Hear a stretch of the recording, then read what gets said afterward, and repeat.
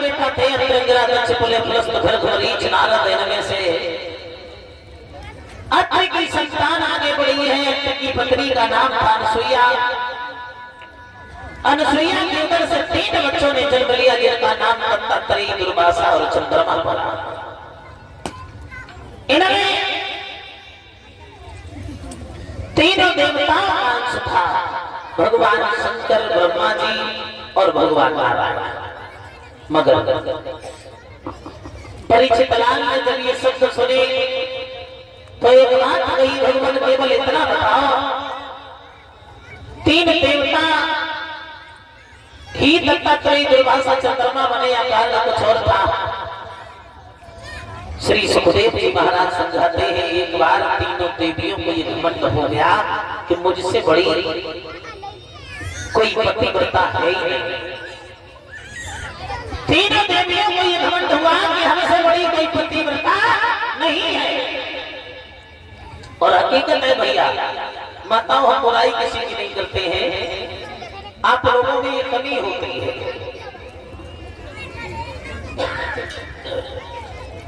आप लोग दूसरे की प्रशंसा कभी सुन नहीं सकते हैं, दूसरे की बड़ाई आप लोगों को बर्दाश्त नहीं होती है। एक बार वेद ऋषि नारद गए भ्रमण करते हुए,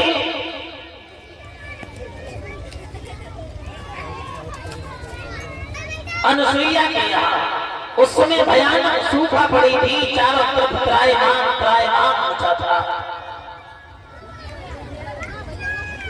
नारद प्यास से व्याकुल थे, अनसुईया के दरवाजे पे पहुंचे तो पानी मांगा। अनसुईया ने हाथ में जल का पात्र ले लिया, अपने पति के चरणों का ध्यान किया, वो पात्र ऊपर पकड़ दिया, जल का पात्र जल से भर गया, नारद को पानी हाथ में पकड़ा दिया। सुंदर जल पीने के बाद बाबा नारद नारायण नारायण गाना तो भूल गए। देव ऋषि नारद जय हो अनसुईया, धन्य अनसुईया, सती अनसुईया, पतिव्रता अनसुईया गाने लगे। और अनसुईया का गुणगान करते करते बाबा नारद वैकुंठ में पहुंच गए। लक्ष्मी जी के कानों में जैसे ये आवाज पड़ी, लक्ष्मी जी पूछने लगी, क्यों नारद, ये कौन है अनसुईया जिनकी तुम बड़ी बड़ाई कर रहे हो? जवाब दिया बाबा नारद ने, भैया लक्ष्मी तुम्हें नहीं मालूम है, अनसुईया से बड़ी पतिव्रता दुनिया में कोई है ही नहीं। धन्य है अनसुईया, धन्य है।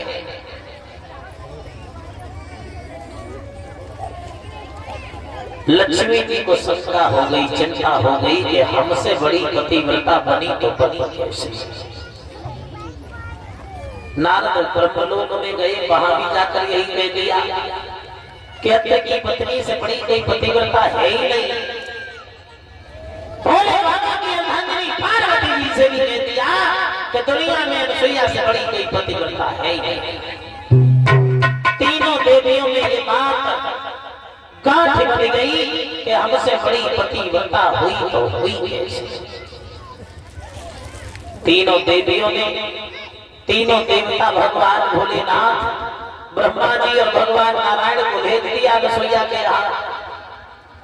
और ये कहा चले जाओ अनसुईया के सत्य को डिगा करके आना, हमसे बड़ी पतिव्रता हुई तो हुई कैसे? मेरे भैया तीनों देवता अनसुईया के दरवाजे में गए, महात्मा बन की आवाज लगाई अनसुईया से, हमें भोजन चाहिए, हमें भिक्षा चाहिए।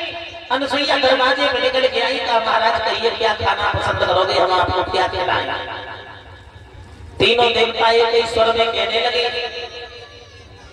ऐसे वैसे महात्मा नहीं है, अगर हमें भोजन कराना ही चाहती हो तो कपड़ा उतार के निर्वस्त्र होकर के, नग्न होकर के भोजन बनाओ, तब हम आएंगे।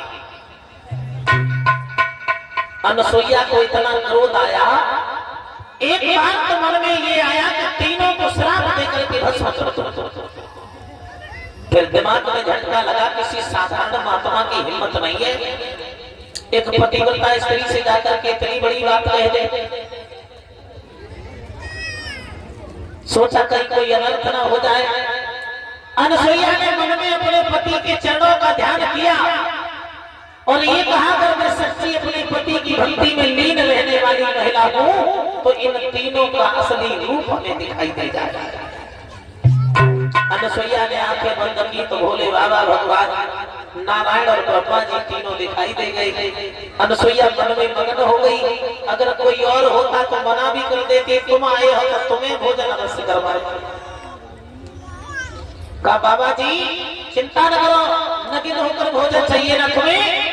बोले हाथ में जल उठाया अनसुईया ने कहा चिंता मत करो। अनसुईया ने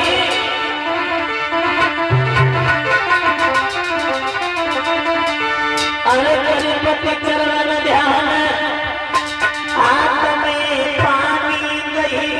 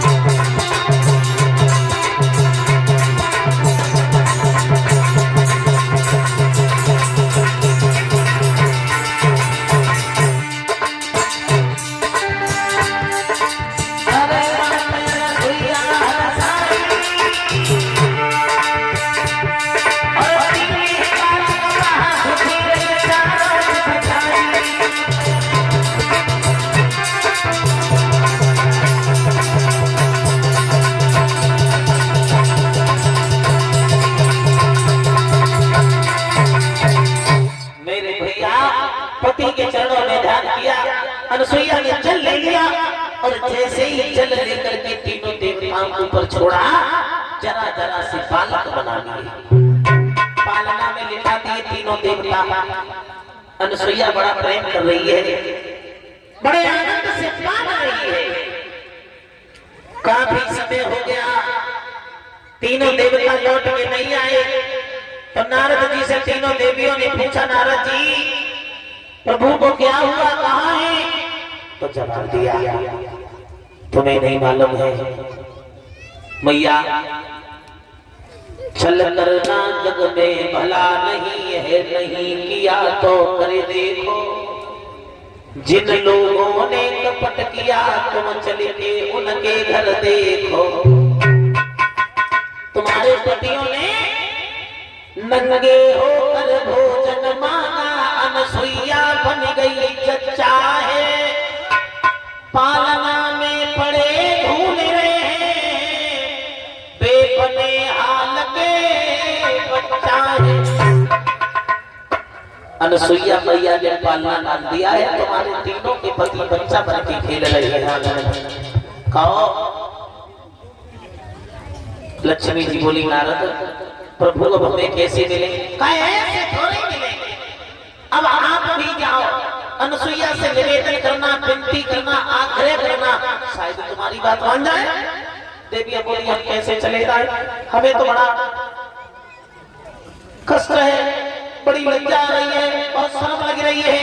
नारद बोले अब तुम्हें शर्म लग रही है, तुम्हारे पति महात्मा बन के गए, तुम बाई बन के चली जाओ।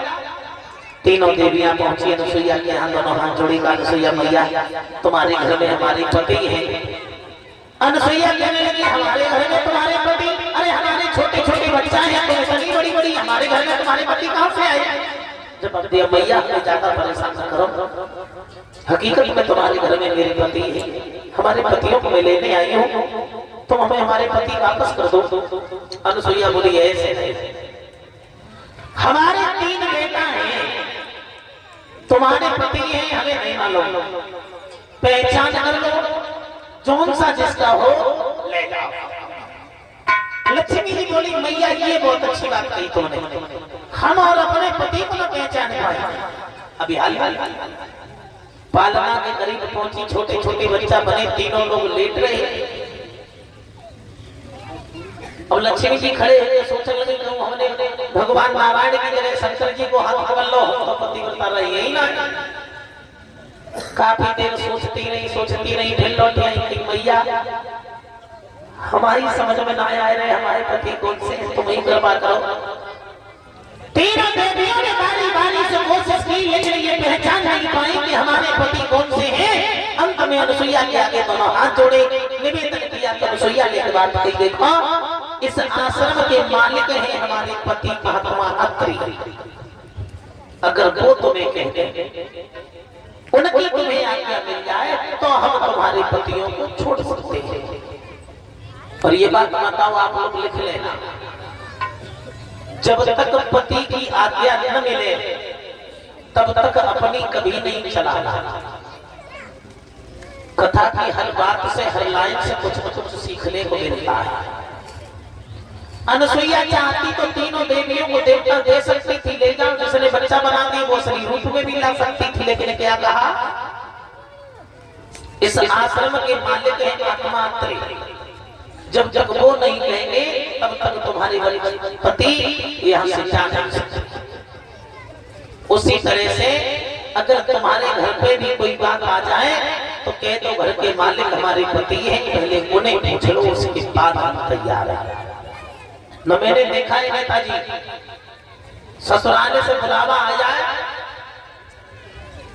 साले को ब्याह हो और तुम बाहर हो, कोई न कोई बुलाना आ जाए, नेता देवे के लगे फलानी तारीख को शादी है, लघु चढ़ेगी या बराते हैं, तो हमारी माताएं फिर नहीं पूछती क्या होते हैं, भैया को ब्याह है जाए। लेकिन हकीकत ईमानदारी की बात है माताओं, हमने देखा है, खैर 30 साल उम्र भी खूब देखो दुनिया में होने आप लोगों को बरात में मिल तो सुना, लेकिन सबसे ज्यादा मुसीबत आप लोग उठाता। अब तो चलो व्यवस्था बढ़िया है, जो संध्या को माताएं खाना खिलाने के लिए पहुंचाई जाती पंडाल न। पहले क्या होती, लड़का घरे शादी है, लेकिन को ब्याह है, सब्जी और पूरी घरे आएगी, बस खाए लो, नाच कूद लो, घरे रहो, बाद बाकी कुछ मिलने वालों में। और लड़का के ब्याह में बाई चांस मान लो तो तिलक वालों सिस्टम कैंसिल हो गया, लगन चढ़ो बंद हो गई, सीधी सीधी बरात, तो माताएं जाती हैं, मंडप नए करो, घर वाला पहुंची, नाच कूद करी, बरात बनानी, सब कुछ करो, लेकिन इन्हें खाए हुए लोग बजना भाई मड़ाई पे चावल और कड़ी मिल गई, बस इनके 56 भोग गई। और आगे करना बढ़िया, और माताएं शिकायत नहीं करती, ये आप लोगों में अच्छा ही है, चाहे चाहे खाए को मिले चाहे न मिले, चाहे भूखी बनी रहो, संध्या को गाली गा ले, बस पेट भरी रहो, फिर कोई चिंता ना, कतई खाना न मिलता। और बस साइड से जब ये लौट के आए तब थोड़ी समस्याएं होती है। जैसे ही ब्याह करके घरे लौटी और मालूम पड़ी कि धोती ना मिली तो समस्या है, बुलाने के लिए पूरा गांव आएगा, हेतु रिश्तेदारी कोई छोड़े ना, 3 कुड़ी करके बता दिया जनाए कि धोतिया दे देते कर वो घरे जाए, क्या देखेंगे ब्याह में का मिलो। और ईमानदारी से बताओ, खैर हम तो देखते रहते हैं 200, 250 और 300 से ऊपर की साड़ी कोई देता ही नहीं है साथी,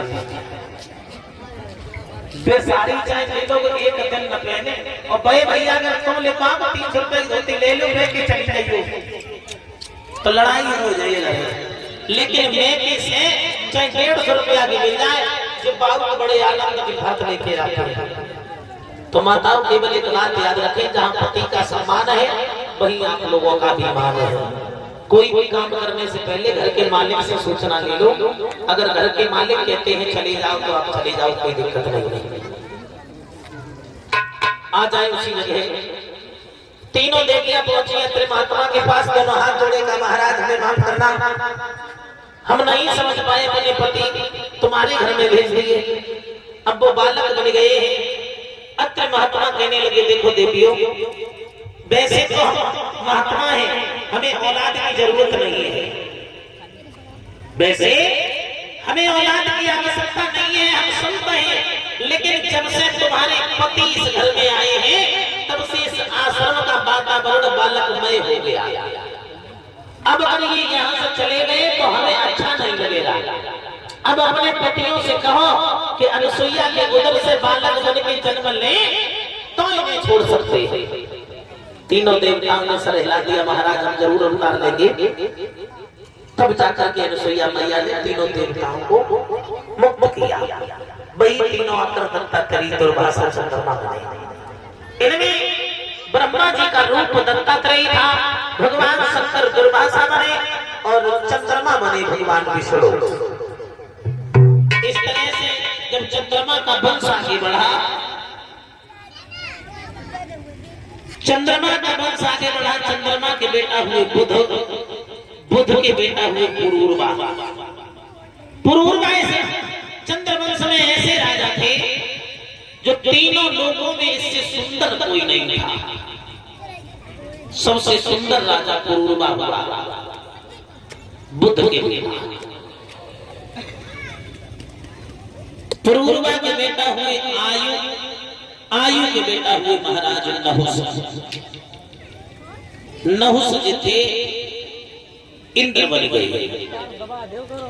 जब ये इंद्र बने तो इन्हें इंद्र होने पर अभिमान हो गया, घमंड हो गया, और घमंड के कारण इन्हें पूर्व इंद्र की पत्नी शची ने श्राप दिया, और उस श्राप में अगस्त ऋषि का हाथ आ गया। अगस्त ऋषि के सहयोग से ये अजगर का रूप धारण करते हैं। उसके बाद बढ़िया नहुस के बेटे हुए महाराज ये प्रयाग ज्योतिषपुर के रहने वाले थे। इनकी पत्नी का नाम था देवयानी, जो शुक्राचार्य जी की बिटिया थी। दैत्य गुरु, राक्षसों के गुरु शुक्राचार्य की बेटी थी। जैसे ये कहानी सुनी, परीक्षित कहने लगे महाराज एक बात हमारी समझ में नहीं आ रही है, केवल आप इतना बताओ ये उल्टा विवाह कैसे हो गया? या महाराज क्षत्रिय थे, देवयानी ब्राह्मण थे, ये उल्टा विवाह कैसे हुआ? एक ब्राह्मण की शादी क्षत्रिय के साथ कैसे हो गई? सुखदेव जी महाराज बताते हैं कि देवयानी को श्राप लगा हुआ था। और याद रखना श्रोताओं, हकीकत में देवयानी को श्राप दिया था गुरु बृहस्पति के बेटा कच्छ ने। एक बार कच्छ गया शुक्राचार्य जी के पास मृत संजीवनी विद्या सीखने के लिए, और ये मृत संजीवनी विद्या शुक्राचार्य जी को भगवान भोले बाबा ने सिखाई थी। जब इस विद्या को सीख रहा था बृहस्पति का बेटा कच्छ, उस समय देवयानी ने कच्छ से ये कहा कि तुम हमसे विवाह कर लो, हम तुमसे शादी करना चाहते हैं। कच्छ ने ये कह दिया, माफ करना देवयानी, तुम गुरु की बिटिया हो, बहन के बराबर हो, हम तुमसे शादी नहीं कर सकते हैं। देवयानी को क्रोध आ गया और ये कह दिया, कच्छ जो हमारे पिता से विद्या सीख के जा रहा है, अपनी सीमा में जाते ही इस विद्या को भूल जाएगा। श्राप दे दिया। कच्छ को भी क्रोध आ गया, कह दिया देवयानी पागल हो गई है तू, अरे जा, मैं तुझे श्राप देता हूँ, आज के बाद तुझे कोई ब्राह्मण पर नहीं मिलेगा, तू क्षत्रिय के साथ निभाई जाएगी। उसके बाद मृत संजीवनी विद्या सीख करके कच्छ जैसे ही देवताओं की ओर आए तो अपनी सीमा में जाने से पहले अपने पिता बृहस्पति को बुला करके इस विद्या को सिखा दिया। उसके बाद अपनी सीमा में गए। जैसे ही अपनी सीमा में पहुंचे